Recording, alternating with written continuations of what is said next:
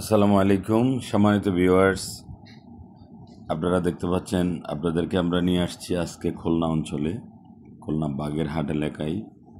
এখন মংলা সমুদ্র বন্দরটা দেখতে পাচ্ছেন, দেখতে কত সুন্দর। আমাদের চট্টগ্রামের মানুষ, আমরা যারা কর্ণফুলী বা বঙ্গোপসাগরের তীরে বড় হয়েছি, আমরা সমুদ্র দেখতে ভালোবাসি। সমুদ্রের মধ্যে দেশি বিদেশি নোঙর করা জাহাজগুলোর যে সুন্দর শোভা পাচ্ছে, কন্টেইনার ভর্তি মালামাল বিদেশ থেকে আমাদের দেশের জন্য আমদানি করে নিয়ে আসছে। আর আমাদের দেশ থেকে রপ্তানিযোগ্য অনেক মালামাল বন্দর থেকে ছাড়পত্র নিয়ে বিভিন্ন জাহাজে উঠতেছে, যাচ্ছে বিদেশে যাওয়ার জন্য। অতিবৃষ্টির কারণে সমুদ্রের পানিগুলো অবশ্যই একটু ঘোলা এবং ঘোলাটে মনে হচ্ছে দেখতে কেমন, কিন্তু প্রকৃতি আকাশ মেঘাচ্ছন্ন, আপনারা দেখতেই বুঝতে পারছেন। অনেক সুন্দরভাবে ভিডিওটা ধারণ করছে আপনাদের জন্য উপস্থাপনের উদ্দেশ্যে। অসাধারণ সৌন্দর্যের, প্রাকৃতিক সৌন্দর্যের লীলাবলী আমাদের এই বাংলাদেশ। এই মংলা সমুদ্র বন্দর, এখানে অনেকগুলো কন্টেইনার বাহী দেশি বিদেশি জাহাজ নোঙর করে আছে। অনেকগুলো কন্টেইনার, অনেক দূর থেকে ভিডিও ধারণ করার কারণে আপনাদের কাছে মনে হচ্ছে আসলে ছোট ছোট, কিন্তু আসলে এই জাহাজগুলা মানে 6তলা 7তলা বিশিষ্ট জাহাজ ইত্যাদি। সব কিছু মিলিয়ে আলহামদুলিল্লাহ, আল্লাহর কাছে শুকরিয়া আদায় করি। আল্লাহ তাআলা আমাদের জন্য অনেকগুলো নিয়ামত দেশের থেকে বিদেশ থেকে আমাদের সাথে বণিকের মাধ্যমে আমাদের দেশের মানুষ বিভিন্ন দেশে যাওয়া আসা করা, এবং আমাদের মানুষের কর্মসংস্থান বন্দরে তৈরি হয়ে যাচ্ছে।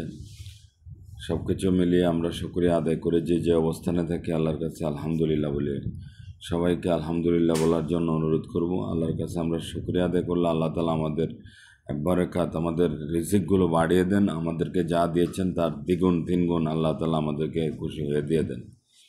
এ হচ্ছে আমাদের অবস্থা। আমরা ভ্রমণ পিপাসু মানুষ। সমুদ্র বলেন, প্রকৃতি বলেন, যে কোনো ধরনের প্রকৃতি একটু কাছে জুম করে নিয়ে আসছে। দেখেন আসলে কন্টেইনারবাহী জাহাজগুলো নোঙর করা অবস্থায় কীভাবে সারিবদ্ধভাবে দাঁড়িয়ে আছে। এগুলা জাহাজে আস্তে আস্তে করে তারা এগুলো মালামালগুলো খালাস করবে, এবং যেগুলো বিদেশগামী ওগুলা বিদেশের উদ্দেশ্যে ছাড়পত্র পেলেই তারা তাদের সুবিধাতো মতো সময়ে রওনা করবে। এই হচ্ছে এই চলমান ভাসমান নদীতে একটা জাহাজ একেবারে নিকটতম পাওয়া। তো আপনারা সময় সুযোগ হলেই এই পশ্চিমাঞ্চল আমাদের দেশের খুলনা অত্যন্ত সুন্দর, যেখানে সুন্দরবন রয়েছে, এটারই নিকটতম স্থানে সুন্দরবন, যেটা বাংলাদেশের সবচেয়ে বৃহত্তম বনাঞ্চল, যেখানে রয়েছে আমাদের কাঙ্ক্ষিত অনেক কিছুর সমাহার, যেটা এখানে বলে শেষ করা যাবে না। সুন্দরবন মানেই সব প্রকৃতপক্ষে সুন্দরবন। এখানে হরিণের অভয়ারণ্য রয়েছে। এখানে আমাদের খুলনার যে মাছগুলা হয়, ওখান থেকে মাছের সকল উৎপত্তি। আমাদের দেশীয়, বিশেষ করে চট্টগ্রাম কক্সবাজারের যে মাছ, আমাদের নদীতে, নাফ নদী, কর্ণফুলী নদীতে যে সকল মাছগুলো আমরা অনেক সুস্বাদু বলে মনে করি, সেগুলোর সকল উৎপত্তি স্থল কিন্তু সুন্দরবন থেকে। তো এই নোঙর করা জাহাজটি কেমন লাগছে আপনারা নিজেও একটু অনুভব করবেন, দেখবেন। খুব ভালো লাগতেছে আসলে। ভালো লাগার কোনো শেষ নাই অনুভূতি। সে একটু ঢেউ, এখানে ঢেউ তরঙ্গ দেখা যাচ্ছে।